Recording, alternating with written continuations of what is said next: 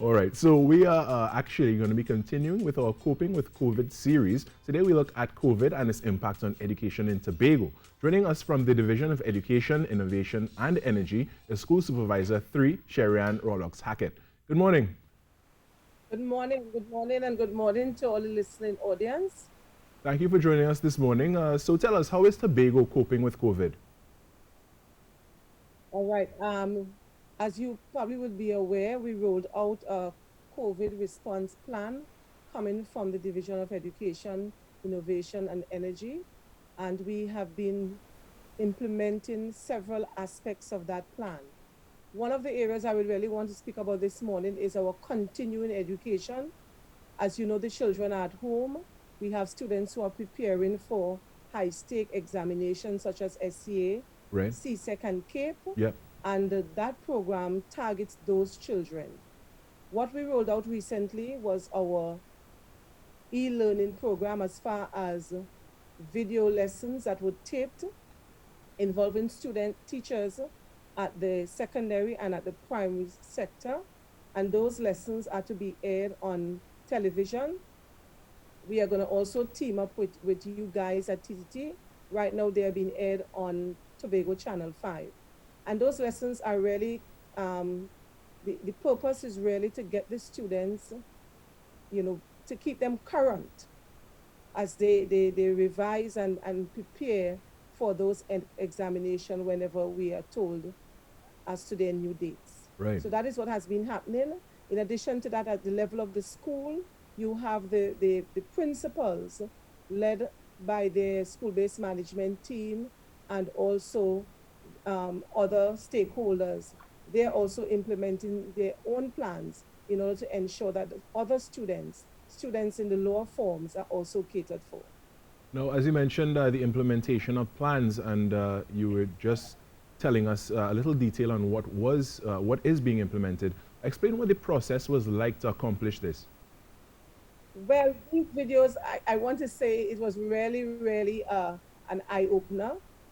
We got teachers we sent out the call for teachers to volunteer because, our teachers are not really trained in presenting lessons on camera. Right. And a number of teachers came forward, and we really want to thank those teachers for coming forward. And daily they will come and they'll face the cameras and they will deliver their lessons. Part of the process also involved ensuring that those lessons were properly vetted, and that was done by the members of our curriculum department here in Tobago. Okay. And after those lessons were vetted, then the teachers will present. In the actual production room, we will have persons from TITL who will provide additional technical support and assistance where needed. But it was a whole production team, very, very collaborative. Right. And as we went along, we learned a lot. At some point in time, we even recognized that we probably needed to have a makeup artist as part of the team.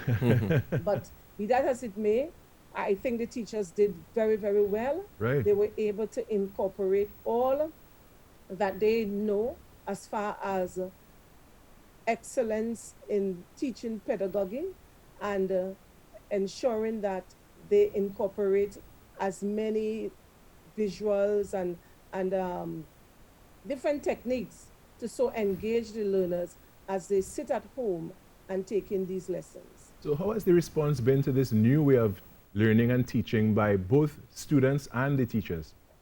Yes, it's a learning curve for everyone involved in the whole production. As you know, COVID would have taken us down a road that for most of us and in all sectors, we are forced to be very, very creative and to consider things that we probably did not consider before.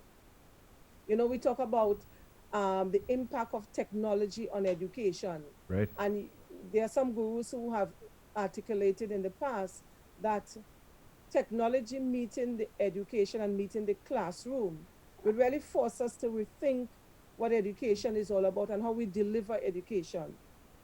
And I think that at this point in time, COVID has pushed us into that new reality of the transformed classroom. And I don't even think that we can go back. We just have to go forward with this type of, new way of dispensing education. Yeah, that's And I right. think it It orders forced us well to progress. students, yes, and for our nation in general. Yeah. Have you encountered any major challenges, and how, if so, how are these being treated? Well, one of the major challenge we have is that we have a number of students who do not have access to devices and Right. also to internet. And because of that, those students are not being totally covered at this point in time.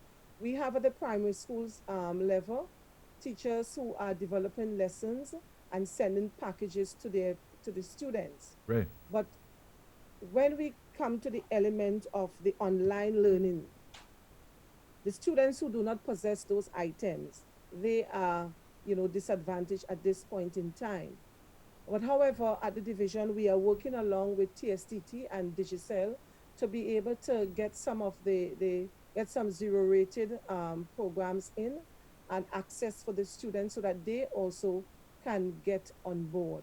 So our intent is to even with private sector, I do not know if there are private sector organization listening, if they are also willing to partner with us as we seek to address the need in that particular area of ensuring that our students get the necessary devices.